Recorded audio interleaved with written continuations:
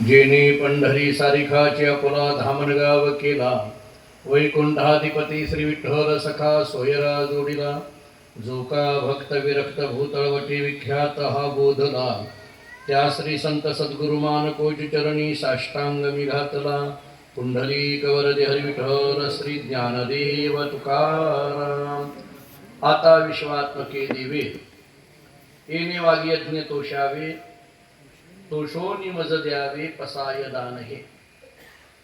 पवित्र भूमी क्षेत्र करकम, संत सद्गुरू भजलिंग महाराजांच्या समाधीस्थानाने पवित्र झालेली भूमी तथा सद्गुरू गजानन बाप्पा महाराजांच्या अधिष्ठानाने पुनीत झालेली ही भूमी, या अत्यंत प्रासादिक पवित्र भूमीमध्ये सद्गुरू भजलिंग महाराजांच्या चंदनउटीच्या अक्षय तृतीयेच्या पर्व काळावर भजलिंग महाराज देवस्थान ट्रस्टच्या वतीने तथा समस्त ग्रामस्थ मंडळी करकम यांच्या वतीने प्रतिवर्षाप्रमाणे सुरू असणारी ही 3 दिवसीय प्रवचनमाला, या प्रवचनमालेचा आरंभ यावर्षी पसायदान या विषयाने सुरू होतो आहे.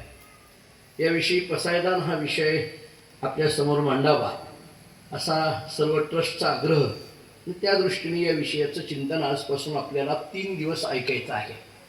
विशेष करून आजच्या पहिल्याच दिवशी उद्घाटनाच्या सत्राच्या निमित्ताने या तालुक्यातील एक युवा नेते म्हणून ज्यांच्याकडे आपण पाहतो, आदरणीय प्रणव मालक परिचारक आहेत, नूतन पंचायत समिती सभापती आहेत, नूतन जिल्हा परिषद सदस्य आहेत, राजकीय सामाजिक आणि शैक्षणिक क्षेत्रामध्ये काम करणारी करकम आणि करकम परिसरातील सर्वच आदरणीय मंडळी या ठिकाणी उपस्थित आहेत.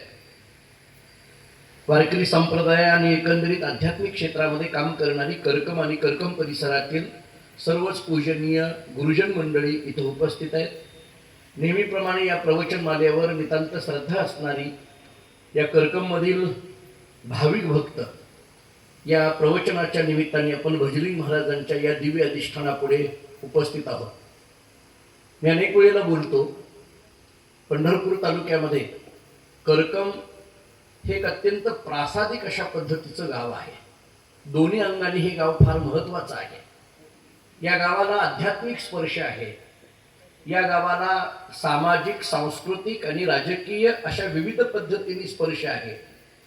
तालुक्यातील एक बाजारपेठेचं गाव म्हणून या गावाकडे पाहिलं जातं. विशेष करून संत निवृत्तीनाथ महाराजांचा पालखी सोहळा जो त्र्यंबकेश्वरून पंढरपूरकडे निघतो, त्या पालखी सोहळ्याचा मुक्काम